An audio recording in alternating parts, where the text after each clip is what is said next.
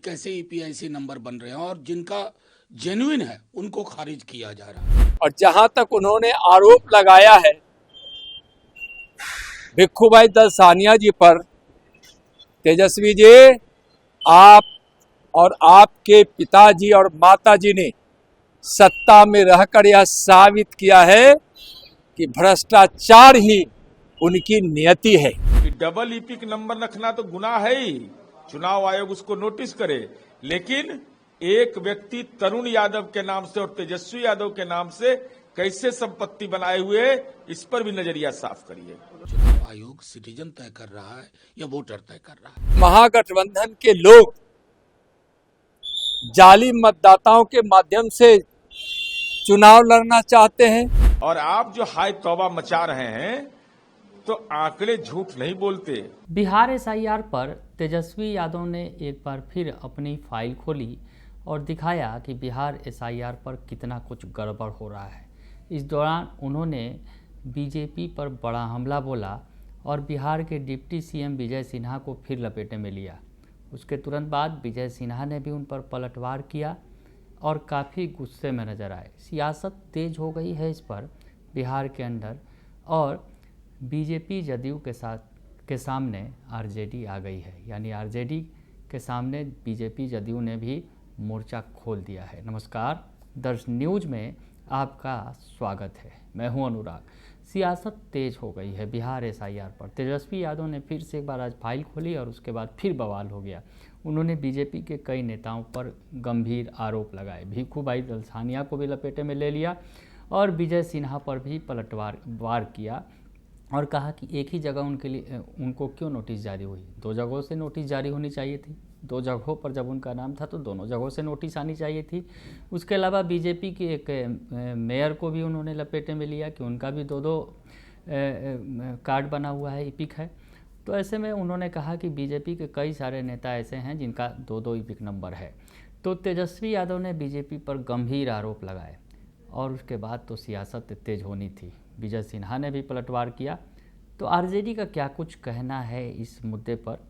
RJD के मनोज झा जो प्रवक्ता हैं, सांसद हैं राज्यसभा के, वो क्या कह रहे हैं, बयान सुन लीजिए आप। कहा कि बहुत सारी चीजें हैं जिसको कि हम बारी बारी से खुलासा करें, क्या कहना है? देखिए, महत्वपूर्ण ये है कि ये जनता के बीच पहुंच गया है कि उनका मत सुरक्षित नहीं है।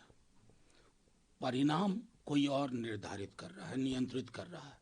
चुनाव आयोग महज एक माध्यम बन के रह गया है उन हाथों में जो हाथ तय करते हैं कि चुनाव के नतीजे क्या होंगे। मतदाता को जब ये भान हो जाता है, भारत हो या कोई और देश हो, तो मतदाता जाग जाता है, लोग जाग जाते हैं। और लोकतंत्र में लोगों का जागना मैं समझता हूँ स्वागत योग्य है। उसी संदर्भ में रखिए। सर, जो ये मार्च की बात करें में भी ये होगा, इसमें क्या सभी दल हिस्सा लेंगे या? ये देखिए, सब दलों के लिए आपने अभी देखा कितनी अभूतपूर्व एका थी। वो दल भी शामिल थे। मुद्दे मान लीजिए, व्यवहारिक मुद्दे दिनों दिन के अलग हो सकते हैं, लेकिन इससे बड़ा मुद्दा तो किसी पॉलिटिकल पार्टी के लिए कुछ नहीं है। आप आज ही देखिए, नेता प्रतिपक्ष ने परत दर परत खोल के रख दिया है कि कैसे ईपीआईसी नंबर बन रहे हैं और जिनका जेन्युइन है उनको खारिज किया जा रहा है। अभी तो हमने थोड़ी सी पड़ताल की है। ये सिलसिला जारी रहेगा और मैं समझता हूं कि लोकतंत्र के लिए बेहद आवश्यक है। सर, लेकिन सुप्रीम कोर्ट की जो एक टिप्पणी कंक्लूसिव प्रूफ सिटीजनशिप का नहीं है, तो ये कहीं ना नहीं, मेरा तो सीधे तौर पे कहना है कि चुनाव आयोग सिटीजन तय कर रहा है या वोटर तय कर रहा है। सिटीजन तय करने वाली संस्था कुछ और है। बहरहाल, अभी चूंकि मैं इस पर अतिरिक्त टिप्पणी नहीं करूंगा क्योंकि हम पिटिशनर हैं और अभी जरा फिर से शुरू होने वाली है। हमें उम्मीद है माननीय सर्वोच्च न्यायालय इंक्लूजन को ध्यान में रखेगा और एक्सक्लूजन को लेकर के, जिसकी ओर इशारा आज एक दैनिक अखबार में हमारे नेता प्रतिपक्ष तेजस्वी जी ने भी किया कि एक्सक्लूजन इसका एंड रिजल्ट ना हो जाए। सर, विपक्षी सांसदों की तरफ से कल एक टी शर्ट देवी की फोटो थी, उन्होंने खुद इस चीज को लेकर के अपना ऑब्जेक्शन पेश किया है, क्या कहना सर आप? नहीं, उनके ऑब्जेक्शन को का मर्म समझिए। ऑब्जेक्शन नहीं है, गलती किसकी थी? अगर वो 124 वर्ष की नहीं, गलती किसी की है, अकाउंटेबिलिटी कहाँ फिक्स होगी? यही तो हम सवाल पूछ रहे हैं। सवाल किससे पूछ रहे हैं? चुनाव आयोग से। जवाब कौन दे रहा है? भारतीय जनता पार्टी। ये रिश्ता बहुत गहरा है। इसी रिश्ते को लोग जांचना चाहते हैं। लोग जान रहे हैं उनके मत की सिर्फ चोरी नहीं हो रही है, डाका डाला जा रहा है। तो सुना आपने कि आरजेडी गंभीर आरोप लगा रही है। बिहार एसआईआर पर सियासत तेज है और आरजेडी जो है चुन चुन कर मुद्दे ला रही है, उसमें से जो खामियां हैं वो सामने आ रही हैं लगातार, और आरजेडी वार कर रही है सरकार पर और साथ ही साथ चुनाव आयोग पर। आरजेडी ने वार किया तो पलटवार भी हुआ है, और बीजेपी पर जिस तरह से आरोप लगे हैं उसका जवाब दिया है केंद्रीय मंत्री नित्यानंद राय ने। केंद्रीय गृह राज्य मंत्री नित्यानंद राय ने पटना पहुंचने के बाद तेजस्वी यादव के सवालों का जवाब दिया है, तेजस्वी यादव पर पलटवार किया है। क्या कुछ कह रहे हैं नित्यानंद राय, वो सुनिए। इस तरीके से सर एसआईआर को लेकर के विपक्ष हंगामा कर रहा है, बार बार कहा जा रहा है तेजस्वी यादव की बीजेपी के कहने पे काम कर रही है। भिखू भाई दलसानिया को लेकर के भी उन्होंने कहा कि गुजरात के लोग पटना में तेजस्वी यादव जी के विषय में जब मैं सोचता हूं तो हंसी आती है और उनकी बेवकूफ़ी पर तरस भी होती है। उनको पता नहीं है कि एसआईआर के संबंध में चुनाव आयोग को भी सुप्रीम कोर्ट ने सही बताया है, उनके निर्णयों को सही बताया है। अब जहां तक यह सवाल है तो क्या तेजस्वी जी और महागठबंधन के लोग जाली मतदाताओं के माध्यम से चुनाव लड़ना चाहते हैं, जो इस देश का नागरिक नहीं है और किसी भी फर्जीवाड़े के माध्यम से मतदाता सूची में नाम अंकित करा लिए हैं? क्या उसके माध्यम से चुनाव लड़ना चाहते हैं? यह बिल्कुल सही नहीं है। और जहां तक उन्होंने आरोप लगाया है भिखू भाई दलसानिया जी पर, तेजस्वी जी, आप और आपके पिताजी और माताजी ने सत्ता में रहकर यह साबित किया है कि भ्रष्टाचार ही उनकी नियति है। तो सुना आपने कि नित्यानंद राय जो हैं वो पलटवार करते नजर आ रहे हैं। भिखू भाई दलसानिया पर जो आरोप लगाएगा उसका जवाब उन्होंने दिया, और साथ ही साथ तेजस्वी के आरोपों पर उन्होंने पलटवार किया है, तमाम आरोपों पर। इधर दूसरी तरफ जेडीयू ने भी मोर्चा खोला, और जेडीयू के प्रवक्ता जो हैं नीरज कुमार, उन्होंने भी पलटवार किया। क्या कुछ कह रहे हैं वो सुनिए। भाजपा चुनाव आयोग के साथ मिलकर षड्यंत्र रच रही है। जो साक्ष्य वोटर है उनको बाहर कर रही है, उन्हें मित्र घोषित कर रही है, उन्हें सेक्रेट कर रही है, और जो नहीं है उनका वोटर आईडी कार्ड नहीं है।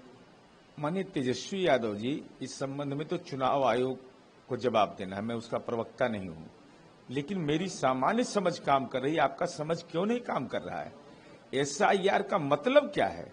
विशेष गहन मतदाता पुनरीक्षण का मतलब है कि डबल इपिक नंबर है उसमें डिलीट करना है, डबल नाम है उसको डिलीट करना है, मृतक का नाम हटाना, वो भी ड्राफ्ट पब्लिकेशन हुआ है अभी। तो बूथ लेवल एजेंट हर एक राजनीतिक दल को अधिकार है, तो आप बूथ लेवल एजेंट का नाम सार्वजनिक करिए कि पूरे बिहार में 100% हमने बूथ लेवल एजेंट बना लिया। मैं जनता दल यू सहित तमाम राजनीतिक पार्टियों के लिए कह रहा हूं कि कोई भी पार्टी 100% बूथ लेवल एजेंट बहाल नहीं कर पाई तो बूथ लेवल ऑफिसर को कौन मदद करेगा? जब आपकी बुनियादी इकाई ही नहीं काम कर रही है तो ये चिंता का विषय लोकतंत्र के लिए है। लेकिन महत्वपूर्ण सवाल है कि क्या दोहरी प्रविष्टि कायम रहना चाहिए? क्या मृतक लोगों का नाम रहना चाहिए? और उसमें अगर गड़बड़ी है तो बूथ लेवल एजेंट किस बात के लिए है? और आप जो हाय तौबा मचा रहे हैं, तो आंकड़े झूठ नहीं बोलते। आप तो अपने गठबंधन को अपने ही जाल में फंसा रहे हैं। अभी जो ड्राफ्ट पब्लिकेशन हुआ है उसमें सीमांचल में जहां 24 में 12 सीटें एनडीए जीता, 7 सीट महागठबंधन जीता, 5 एआईएमआईएम जीता, सबसे ज्यादा वोट वहीं कटा है 9.88%। तो इससे तो एनडीए को घाटा होगा। और सबसे कम नाम कहां कटे? वह मगध क्षेत्र में, जहां महागठबंधन मजबूत था। 2020 के विधानसभा चुनाव में 47 सीटों में 30 सीट महागठबंधन को आया था, 17 एनडीए को आया। ड्राफ्ट पब्लिकेशन में 6.98% ही वोट औसतन एवरेज कटा। तो आप किसको भ्रमजाल में डाल रहे हैं? आप तो राहुल गांधी जी को भ्रमजाल में डाल रहे हैं कि ड्राफ्ट पब्लिकेशन में सबसे ज्यादा वोट करता है सीमांचल में, जहां एनडीए को बढ़त आती है, और जहां महागठबंधन को बढ़त है वहां 6.98% वोट करता है। तो ये भ्रमजाल, और इस सवाल पर भी नजरिया साफ करिए ना। एसआईआर पर तो आप बोल रहे हैं कि तो सुप्रीम कोर्ट में विचारण चल रहा है, उस पर कोई राजनीतिक टिप्पणी करने की जरूरत है। और इस पर भी बोलिए कि डबल ईपिक नंबर रखना तो गुनाह है ही, चुनाव आयोग उसको नोटिस करे। लेकिन एक व्यक्ति तरुण यादव के नाम से और तेजस्वी यादव के नाम से कैसे संपत्ति बनाए हुए, इस पर भी नजरिया साफ करिए। तो सुना आपने कि नीरज कुमार ने भी पलटवार किया है। नीरज कुमार ने बड़ा हमला बोला है तेजस्वी यादव के आरोपों पर, और आरजेडी के जो आरोप हैं उस पर नीरज कुमार ने पलटवार किया है। तो सुना आपने कि किस तरह से जो नेता हैं आमने सामने हैं। तेजस्वी यादव ने आज फिर सुबह सुबह सियासत गरमा दी है। विजय सिन्हा भी मैदान में कूद गए हैं, और अब जो बीजेपी और जदयू के नेता आरजेडी नेताओं के सामने आ गए हैं। बने रहिए दर्शन न्यूज़ के साथ, तमाम खबरों से आपको अपडेट रखेंगे। फिलहाल के लिए इतना ही, धन्यवाद।